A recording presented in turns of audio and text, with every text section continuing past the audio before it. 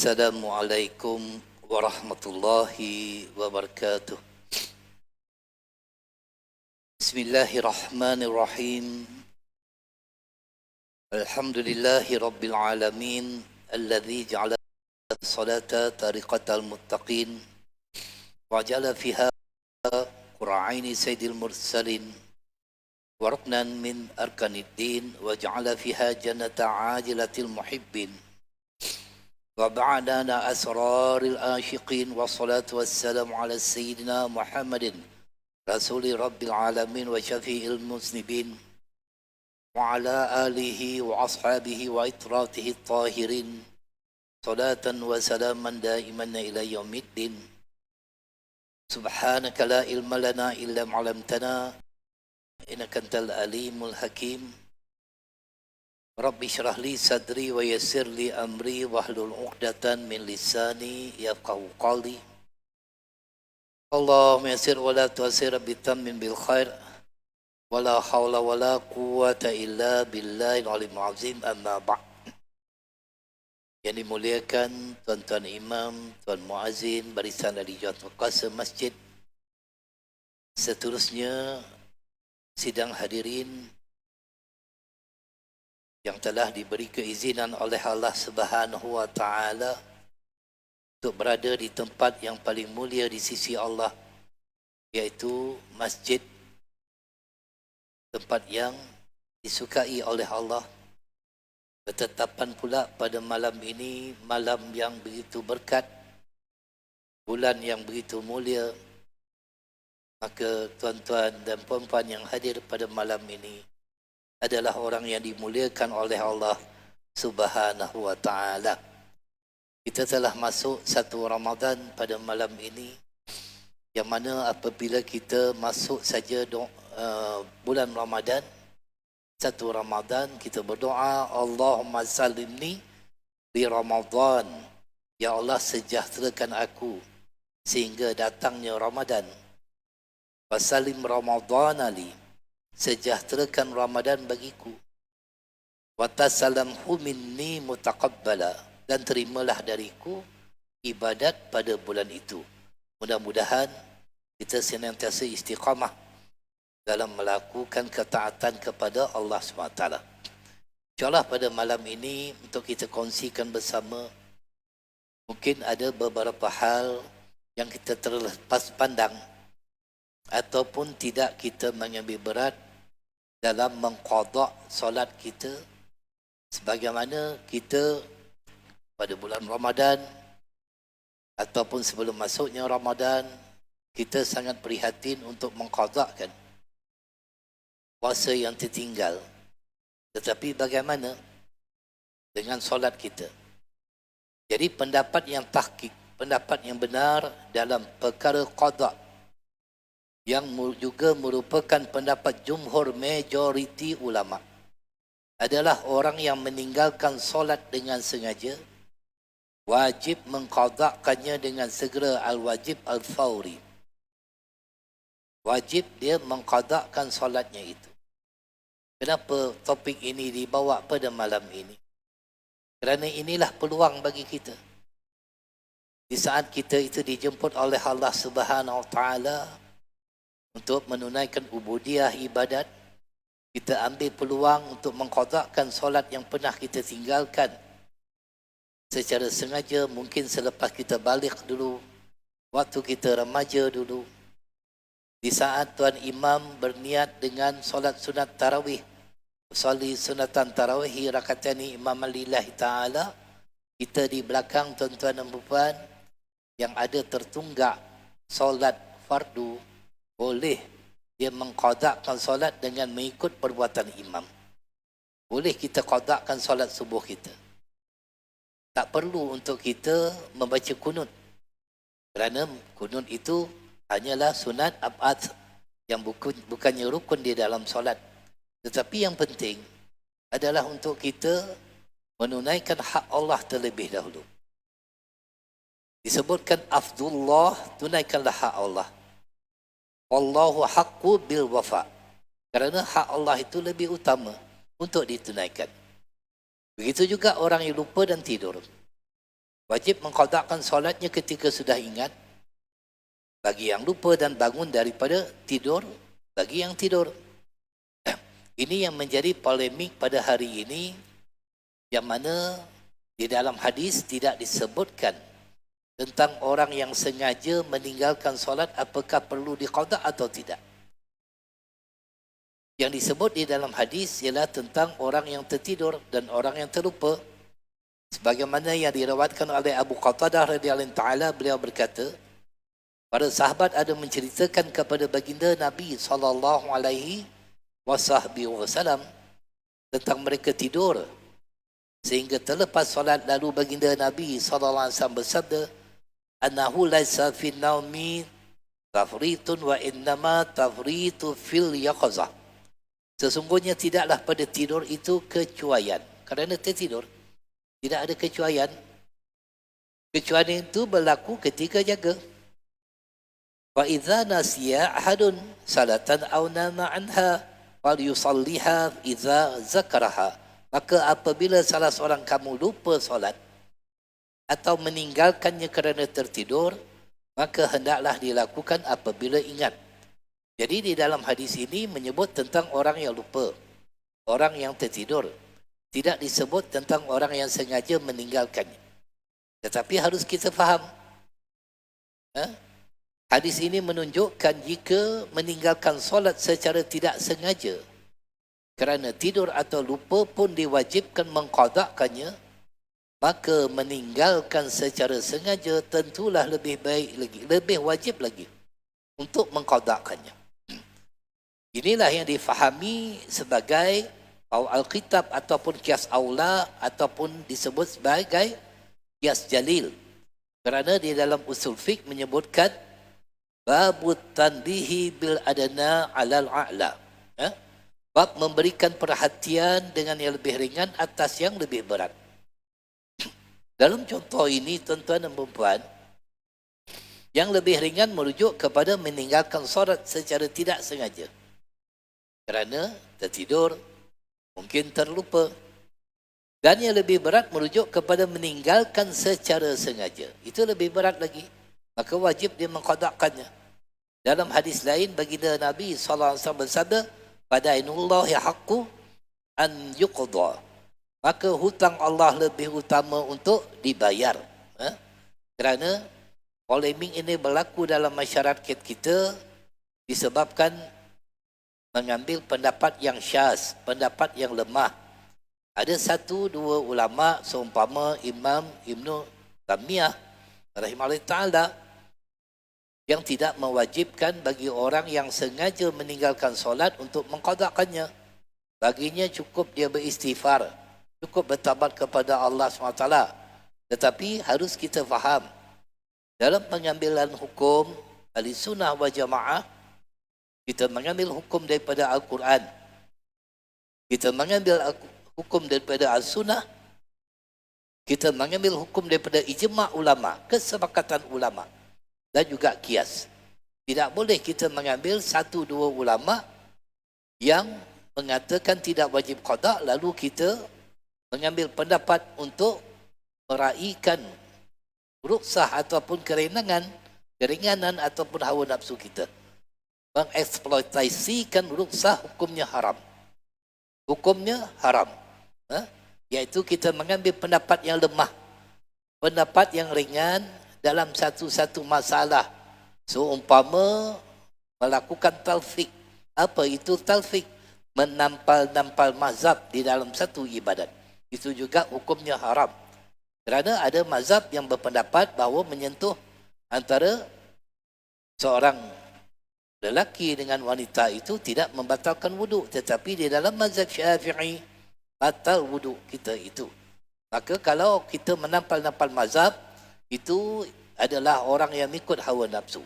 Jadi, orang yang tidak mengqada'kan solatnya, sama ada kerana lupa, tidur atau sengaja, adalah seperti hutang kepada Allah SWT yang belum dibayar.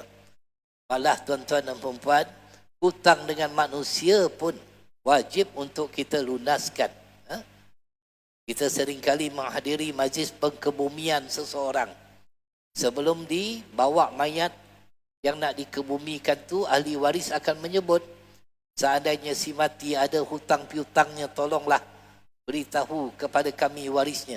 Kerana rohnya akan tergantung, tidak akan naik selagi hutang tidak dilunaskan. Itu hutang dengan manusia. Bagaimana dengan Allah Subhanahu Wa Taala? Ada pendapat yang lebih berat lagi.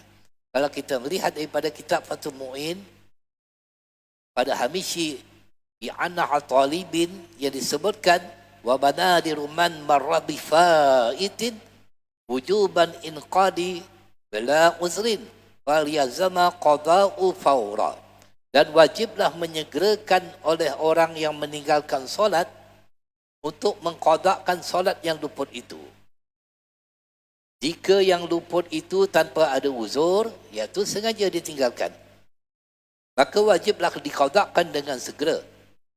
Qala Syekhuna Ahmad bin Hajar, guru kami Syekh Ahmad bin Hajar Al-Hatami berkata, wallazi yazharu annahu yazamuhu sarfu jami'i zamanihi bil qada'i ma ma'da ma yatahu li sarfihi bima la budal minhu wa innahu yahrumu alaihi tatawwu'.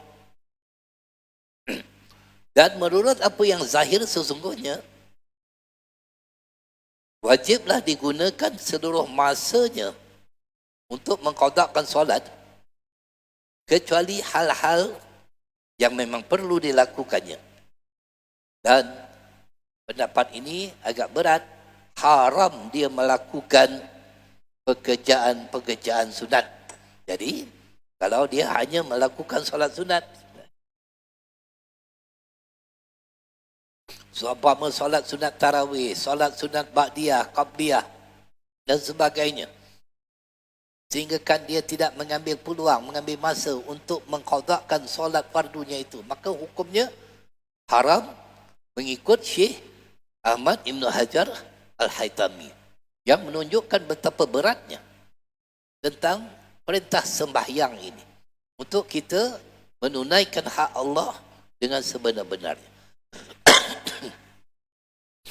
Maka dengan itu, walaupun pendapat ini yang begitu diambil oleh para ulama, tetapi Imam Nawawi rahimahullah ta'ala memberi keringanan, boleh-boleh saja seseorang itu menunaikan solat-solat sunat, tetapi mesti juga dia berniat untuk mengqada'kan solat-solat yang pernah ditinggalkan.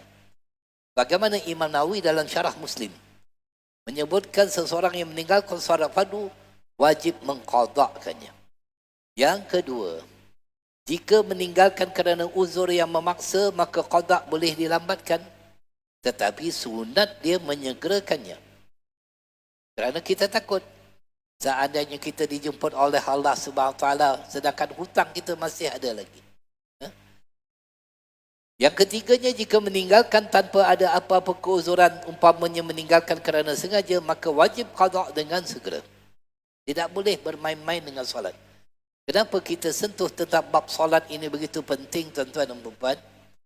Kerana kita begitu menitik beratkan untuk melatih anak-anak kita sedari kecil yang berumur kadang-kadang 6 tahun, 7 tahun. Kita suruh dia puasa, tapi kita tak pernah suruh dia sembahyang. Kita latih anak kita puasa, tapi kita tak latih dia sembahyang. Kita kejut dia bangun untuk makan sahur, takut nanti dia lapar, dia dahaga, tapi kita tak suruh dia berjaga untuk sembahyang subuh. Sedangkan sembahyang ini tak boleh tidak, dalam keadaan apa pun wajib ditunaikan. Sedangkan puasa bagi orang yang uzur, mereka itu tidak wajib, cukup hanya membayar fidyah kalau keuzurannya itu membawa kepada kemudaratan seandainya dia berpuasa, tetapi tidak dengan sembahyang. Itu sebab sembahyang ini bukan perkara yang main-main, bukan satu rutin yang kita buat. Baik. Mengqada'kan solat yang banyak ditinggalkan hendaklah diqada'kan mengikut tertib cara yang ditinggalkan. Yang dahulu didahulukan, yang kemudian dikemudiankan, tertib hukumnya sunat. Jika yang ditinggalkan itu solat sunat rawatib, iaitu solat sunat yang dikerjakan sebelum dan selepas solat fardu, boleh juga diqadakan. Boleh. Solat rawatib yang mengiringi solat fardu. Seandainya kita datang masjid, tiba-tiba dah mula dah sembahyang subuh. Lepas tu kita nak sembahyang solat sunat fajar. Boleh. Untuk kita solat sunat fajar.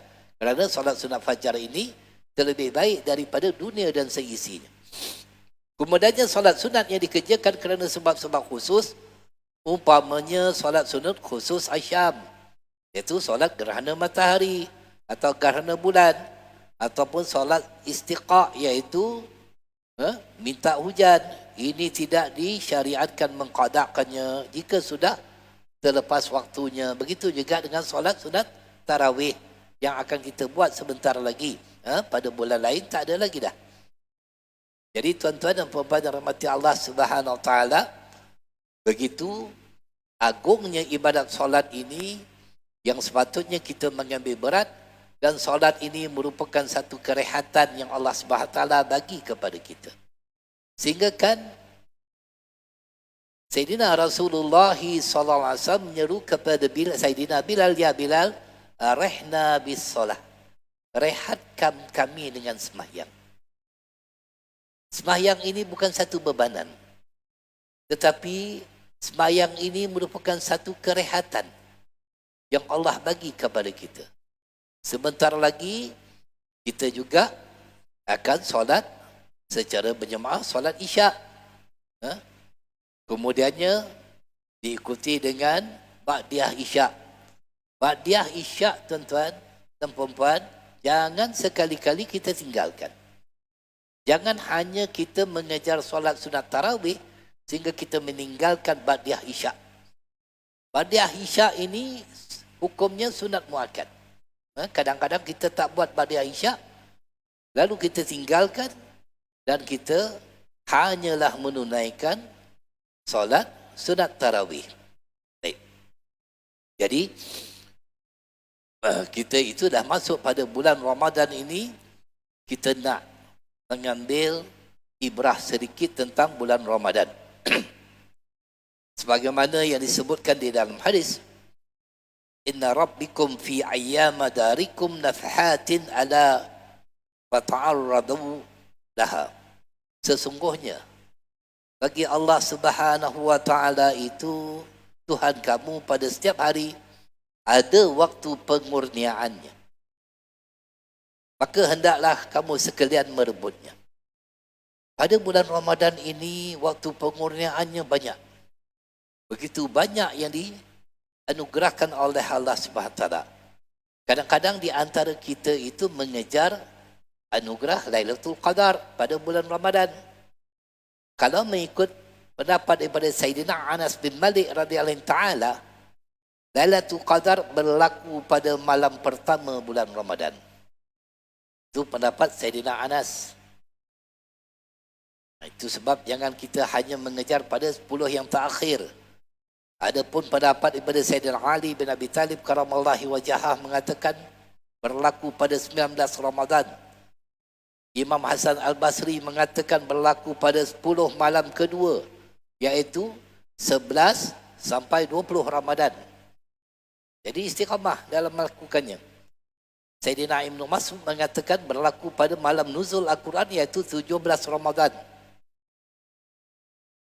Adapun pendapat daripada Imam Malik mengatakan berlaku pada 27 Ramadan. Hanyalah pendapat Imam Syafi'i rahimahullah ta'ala menyebutkan berlaku pada malam ganjil 10 terakhir Ramadan. Jadi ini waktu-waktu yang untuk kita rebut agar kita itu tidak meninggalkannya. Kemudian tuan-tuan dan puan-puan, lakukanlah amalan-amalan ini secara istiqamah.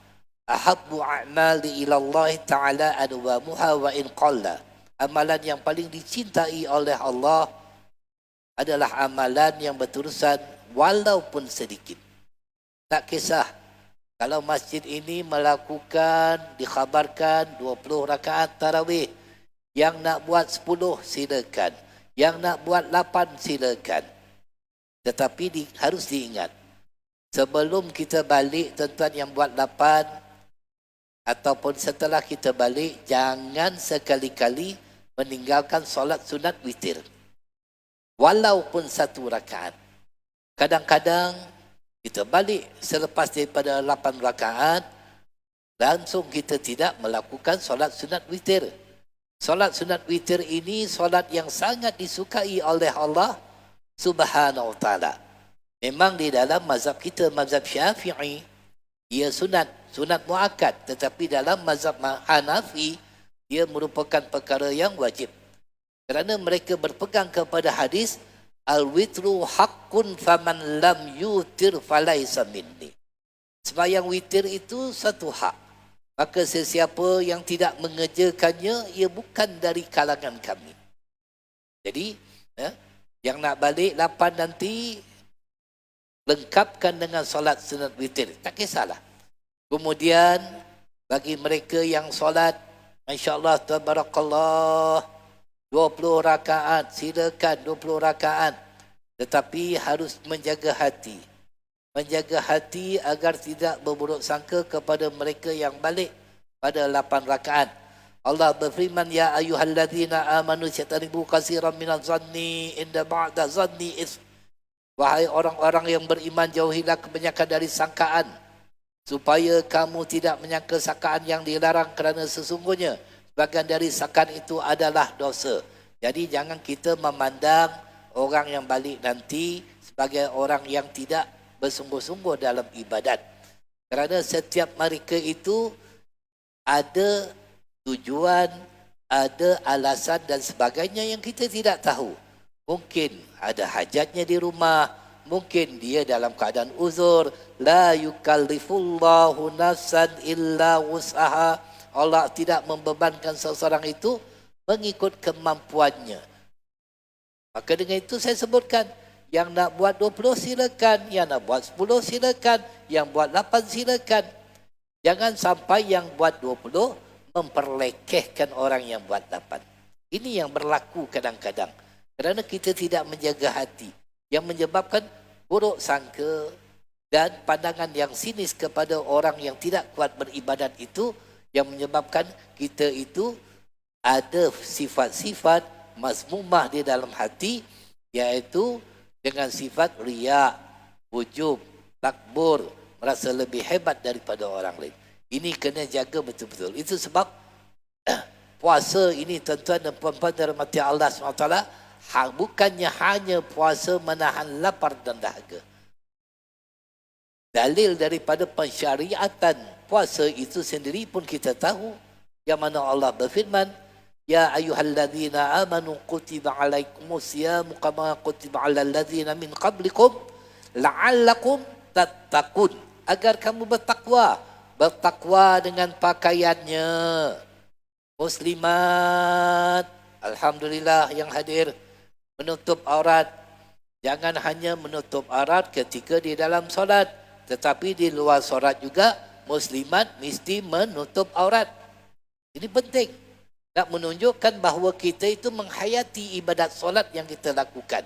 Menutup aurat bukan hanya ketika solat, tetapi menutup aurat setiap waktu, setiap masa, walaupun di luar solat. Begitu juga dengan kaum Adam.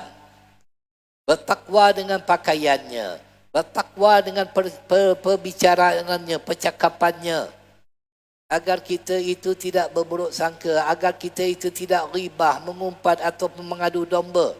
Rasulullah bersabda, Inna asara khataya ibni adama fi lisanih. Sesungguhnya kebanyakan dosa yang dilakukan manusia adalah dari kejahatan lisannya. Bulan Ramadan ini untuk kita lebih banyak berdiam diri, menjaga lisan kita. Kadang-kadang kita pergi bazar Ramadan. Kita pergi bazar Ramadan, kita beli juadah Ramadan, bawa balik. Tiba-tiba juadah yang kita beli itu tidak sesuai dengan selera kita ataupun sudah rosak, sudah basi. Lalu kita cela makanan tersebut. Kita cela penjual tersebut. Tuan-tuan dan puan-puan, sesungguhnya itu adalah ujian Allah kepada kita. Itu sebab puasa ni Allah SWT mengatakan, aku lipat gandakan amalan kamu sehingga 10 kali lipat, 700 kali lipat kecuali puasa. Kenapa puasa ini yang Allah Subhanahu Wa Taala tidak menentukan tentang ganjarannya, tetapi tidak ada batasnya bagi orang yang berpuasa itu. Kerana di dalam puasa ini mesti ada sifat sabar, sifat redha. Redha dengan apa saja ketentuan Allah SWT kepada kita. Ini yang dikatakan bertakwa benar-benar dengan lisannya, bertakwa dengan pandangan matanya, bertakwa dengan pendengarannya, bertakwa dengan segala gerak-gerinya. Ini yang kita nak. Kerana kesabaran itulah yang menyebabkan seseorang itu yang dipandang oleh Allah Subhanahu Wa Taala dengan pandangan kasih sayang, pandangan rahman. Allah berfirman, innama yuwaffas sabiruna ajrahum bighairi hisab. Sesungguhnya hanya orang-orang yang bersabarlah yang dicukupkan pahalanya mereka tanpa batas. Jadi sabar. Kalau disakiti oleh jiran, sabar pada bulan puasa. Kalau dapat makanan yang tidak enak, sabar. Ini kena sabar. Ketentuan Allah. Kerana Allah sedang menguji seseorang itu. Wallahu yuhibbu sabirun. Wallahu yuhibbu sabirin.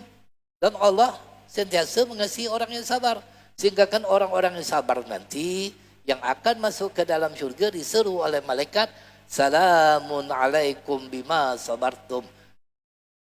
Selamat sejahtera ke atasmu kerana kesabaran kamu. Ini bulan Ramadan yang kita nak mengatakan dengan la'allakum tattaqun, agar kamu bertakwa. Bertakwa dengan segala tindak tanduk kita. Bertakwa dengan pandangan mata, bertakwa dengan ucapan kita. Bertakwa dengan ketentuan Allah Subhanahu Wa Taala yang menguji kita. Baginda Nabi SAW bersabda, man yuridillahu bihi khairan yusib minhu. Apabila Allah mahukan kebaikan terhadap seseorang, maka dia memberikan ujian kepada.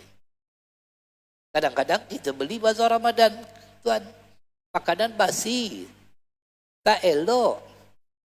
Lalu kita cerca makanan tersebut, kita cerca si penjual tadi.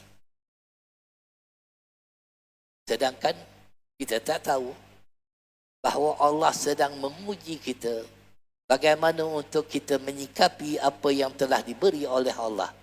Allah berfirman, wa asa an takrahu syai'an wa huwa khairul lakum wa asa an tuhibbu syai'an wa huwa syarrul lakum wallahu ya'lamu wa antum la ta'lamun. Dan boleh jadi kamu benci kepada sesuatu padahal ia baik bagi kamu. Kita benci dapat makanan tadi tu, padahal apabila kita bersabar, apa yang dapat? Pahala. Boleh jadi kamu suka kepada sesuatu padahal ia buruk bagi kamu. Kadang-kadang kita suka sesuatu padahal ia tidak baik bagi kamu. Dan ingatlah Allah jualah yang maha mengetahui sedangkan kamu tidak mengetahui. Jadi inilah puasa, inilah sembahyang. Sembahyang mencegah kemungkaran. Inna solata tanha anil fahsya'i wal munkar. Sesungguhnya solat itu mencegah daripada perbuatan keji dan munkar. Kalau kita sembahyang dengan sempurna, menjaga rukunnya, menjaga setiap kifiat-kifiat dalam sembahyang, maka kita akan menterjemahkan ataupun menghayati sembahyang itu di luar daripada solat kita. Bicara kita jujur, perbuatan kita baik, segalanya akan menjadi benteng kerana sembahyang itu. Begitu juga dengan puasa. Kerana puasa ini perisai. Puasa ini satu tarbiyah, satu jalan untuk kita sampai kepada tahap keimanan kita kepada Allah Subhanahu Wa Taala. Pernah sahabat Nabi SAW bertanya, minta nasihat kepada Rasulullah. Ya Rasulullah, nasihatkan aku wahai Rasulullah. Rasulullah mengatakan, la taqdab, janganlah kalian engkau marah. Nasihatkan aku ya Rasulullah, la taqdab, jangan engkau marah. La taqdab, jangan engkau marah. Jadi bulan Ramadan ini untuk menahan kemarahan kita. Bulan Ramadan ini kita nak yang terbaik. Kita bersyukur kepada Allah Subhanahu wa taala. Allah SWT telah mengizinkan kita untuk berkumpul di dalam rumahnya pada tahun ini. Yang mana 2 tahun kita tidak dapat berkumpul. Dan tuan-tuan yang dimuliakan oleh Allah SWT ini adalah jemputan daripada Allah Subhanahu wa taala. Allah lah yang menggerakkan hati dan kaki tuan-tuan untuk hadir di tempat ini. Bersyukur. Maka kita bersyukur kerana Allah SWT yang menggerakkan hati kita. Allah yang mendatangkan kita di dalam rumahnya ini. Maka tuan-tuan, kalau ada perasaan yang gelisah, perasaan yang berwas-was, ataupun perasaan yang tidak sonok di dalam hati, fi kulli lamhatin wa nafasin adada mawasi'ahu ilmullah. Setiap kedipan mata, hembusan nafas, ingat Allah. Ingat Allah. Kerana Allah yang menyebutkan alladzina amanu wa atma'inna qulubuhum bi zikrillah. Orang-orang yang beriman itu menjadi tenang hati mereka dengan mengingati Allah. Ada masalah semayang, ingat Allah. Kalau ingat orang lain kita bening kepala, ingat anak, ingat isteri, isteri ingat suami, ingat rakan partner. Ingat Allah. Ala bi zikrillahi tatma'innul qulub. Ingatlah. Hanya dengan mengingati Allah hati itu menjadi tenang dan tenteram. Jangan stres. Jangan kita stres dengan masalah apa sekali yang datang. Kerana orang yang bertauhid, berakidah yang benar, dia tidak akan ada stres. Kerana dia tahu bahawa setiap yang berlaku itu telah ditentukan oleh Allah Subhanahu wa taala. Dan kita bersyukur kepada Allah, kita dipertemukan pada bulan Ramadan ini sebagaimana Rasulullah bersabda, "Lau azinallahu ta'ala lis samawati wal ardi an taqallama la basyarataman sama syara Ramadan bil jannah." Jika seandainya Allah memberi izin kepada langit dan bumi untuk berbicara, nescaya keduanya langit dan bumi akan mengkhabarkan kepada orang yang berpuasa pada bulan Ramadan bahawa ia akan mendapat syurga di sisi Allah SWT. Mudah-mudahan tuan-tuan dan puan, kita adalah orang yang dipilih oleh Allah SWT menduduki syurga yang abadi, khalidina fiha abada. Mudah-mudahan juga Allah SWT akan menghimpunkan kita bersama orang-orang yang beriman, menghimpunkan kita dengan para anbiya, para nabi, orang-orang yang soleh. Dan begitu juga ambil juga keberkatan pada bulan Ramadan ini. Jangan kita tinggalkan solat malam. Yang larat untuk solat tasbih, silakan solat tasbih. Sebagaimana Abdul Aziz bin Abu Daud mengatakan, man arada jannata fa'alaihi bi salati tasabih. Siapa yang menghendaki syurga, maka hendaklah dia melakukan, menunaikan solat sunat tasbih. Solat sunat tasbih ini akan menghapuskan dosa-dosa kita yang lalu dan yang akan datang. Dosa yang kecil, dosa yang besar, dosa yang tersembunyi, dosa yang terang-terang. Ini solat sunat tasbih. Jadi lakukan. Jadi bagi mereka yang tidak ada kekuatan untuk melakukan solat sunat tarawih dalam keadaan berdiri, silakan duduk. Boleh duduk dalam keadaan untuk menunaikan solat sunat tarawih. Iaitu solat sunat. Kecuali solat fardu.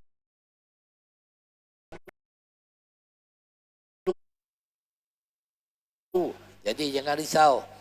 Yang tak larat berdiri, silakan duduk. Raikan sama-sama. Kita mengucapkan ahlan wa sahlan kepada ahli-ahli syurga yang hadir pada hari ini. Tuan-tuan dan puan yang dirahmati Allah SWT adalah pilihan Allah yang Allah meletakkan di tempat yang begitu mulia pada bulan yang begitu mulia yang Allah berikan kepada kita. Mudah-mudahan Allah SWT mengampunkan dosa-dosa kita semua. Mudah-mudahan Allah SWT mengampunkan dosa tuan-tuan imam, tuan-tuan muazzin, ahli jawatan kuasa yang telah pun berbakti kepada rumah Allah SWT. Mudah-mudahan Allah SWT meletakkan kita di antara orang-orang yang terpuji di sisinya. Mudah-mudahan Allah SWT akan angkat wabak daripada negara kita, menghapuskan segala bala bencana, mengampunkan dosa kita, mengampunkan dosa kedua ibu dan ayah kita, mengampunkan dosa pasangan hidup kita, mengampunkan dosa anak-anak kita, mengampunkan dosa adik-beradik kita, mengampunkan dosa jiran-jiran kita, mengampunkan dosa kenalan-kenalan kita, mengampunkan dosa mereka yang membenci kita, ya Allah ya Arhamar Rahimin. Jadikan Ramadan ini Ramadan yang terbaik bagi kami semua, ya Allah. Ampunkanlah dosa kami, ya Allah. Jadikan kami orang yang benar-benar taat kepada Engkau, ya Allah. Angkatlah wabak daripada negara kami dan hindarkan kami daripada terkena wabak, ya Allah. Seandainya sampai masanya untuk kami bertemu dengan Engkau nanti, ya Allah, izinkan untuk kami mengucapkan kalimah la ilaha illallah sebelum kami bertemu dengan Engkau nanti, ya Allah. Dan matikan kami dalam keadaan husnul khatimah. Rabbana taqabbalna du'aana innaka antas samiul alim wa tub alaina ya maulana innaka antat tawwabur rahim. ربنا آتنا في الدنيا حسنة وفي الآخرة حسنة وقنا عذاب النار ودخلنا جنة يا أبرار يا عزيز يا غفار يا رب يا ستار يا رب العالمين. اللهم اتم لنا بحسن الخاتمة ولا تختم علينا يا الله يا الله